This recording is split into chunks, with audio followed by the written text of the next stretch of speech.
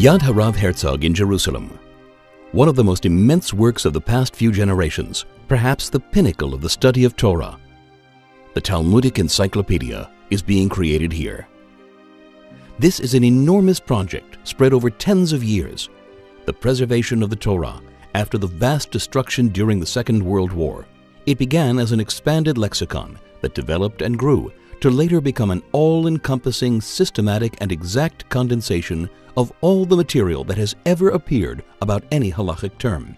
This is the diamond in the crown of our generation. Yad HaRav Herzog is actually the parent organization that unites two larger projects, the Machon HaTalmud HaYisraeli HaShalem and the Talmudic Encyclopedia.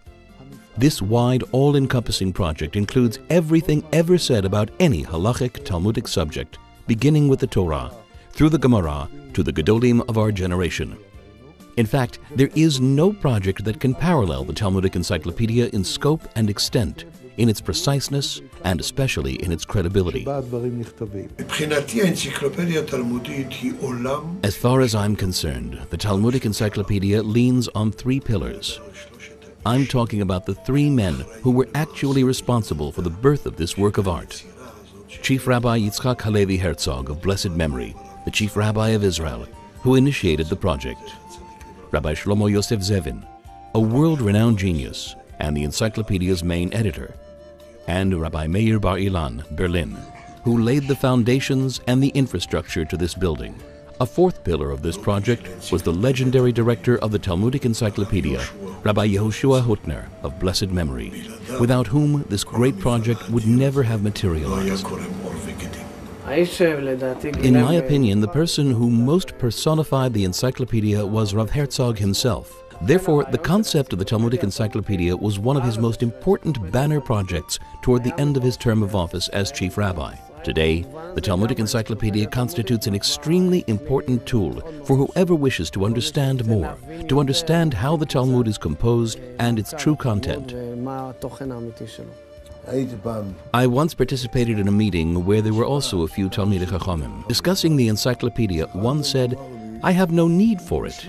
I don't want to look up a new subject before I begin learning it. I want to learn it as something completely new.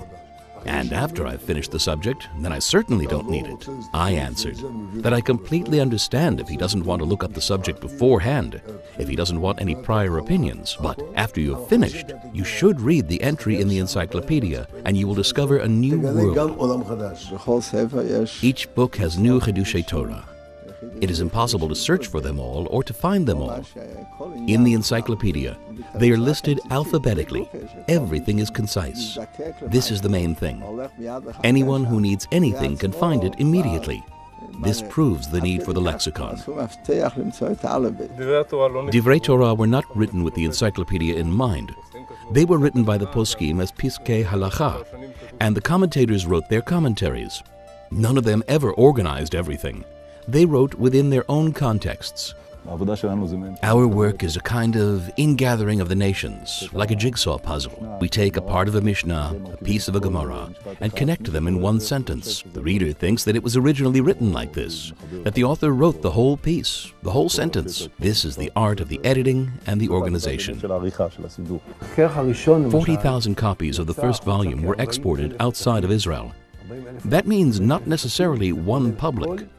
40,000 copies would be all-inclusive. I would imagine that includes non-Jews as well, since the encyclopedia is also sent overseas. The whole Torah is available for whoever wants to study it. This is the best, all-encompassing tool. This is a Kindle, and this is my entire library.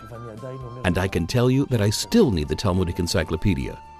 Most lawyers tend to use the Talmudic Encyclopedia, both for practical purposes as lawyers using Jewish law in our courts of law, and also in the academic world.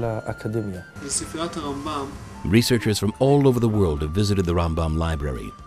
We always refer them to the Encyclopedia Talmudit, the basis of any research. It is organized, methodical, and deep. Renowned rabbis and Gedolei Yisrael, such as Rav Ovadia Yosef Zatzal, Rav Moshe Feinstein Zatzal, Rav Menachem Mendel Schneerson Zatzal, Rav Shlomo Zalman Auerbach Zatzal, Rav Yaakov Weinberg Zatzal, and Rav Yecheskel Abramsky Zatzal have accredited this project and have implored us to complete it, while emphasizing its enormous importance and worth in clarifying halakha and its sources. The encyclopedia uses a most advanced system that enables a condensation of the process of data collection, the first steps of its processing, and the inspection, all the way up to the conversion of all the data into one encyclopedia entry. Today, one can enter a word into a databank and receive all the relevant information. The encyclopedia is not a databank. It is an edifice. It is not a book of innovations. The problems would arise when one would write something, but through the process of checking and verification, the issue became a completely different topic. We have improved the system so that we can now publish a volume in 6 months. I hope that we can improve even on that. It all boils down to, if there's no flour, there's no Torah. That is, funding. If there were more money, we'd be able to publish faster, more efficiently. With God's help, we'll get there. The Talmudic Encyclopedia is entering now an exciting new era with the aim to complete the whole project by the year 2024. Meaning we have to write, edit, and complete around 1,000 new entries within this relatively short period of time. And in order to achieve this goal, we have established a unique Beit Midrash to teach the skills of writing this particular way of the Talmudic Encyclopedia. In order to indeed achieve this noble purpose, we are in need of funds from whoever can and is willing to participate in this project. Do we have to wait another 62 years in order to finish the second half of the project? I wholeheartedly believe in the new administration headed by my friend, Professor Abraham Steinberg, together with a group of dynamic, enthusiastic, and talented young people. I hope that in the near future, we will be able to congratulate ourselves upon the completion of the project. But of course, we need help. If someone wishes to perpetuate the memory of his loved ones or his community, what perpetuity is more wonderful than this vibrant and dynamic memorial? This is not a static memorial. It is alive. It can be found in every library, in every synagogue, in every Beit Midrash, in every Torah-loving home. The Talmudic Encyclopedia, with a volume dedicated to someone. If they help us, we can help finish the project. The Talmudic Encyclopedia has aroused interest in almost every Jewish home in Israel and the world over.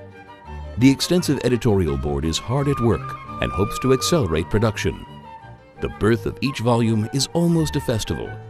The conclusion of the project will be a historic milestone in the life of Torah and in Jewish history.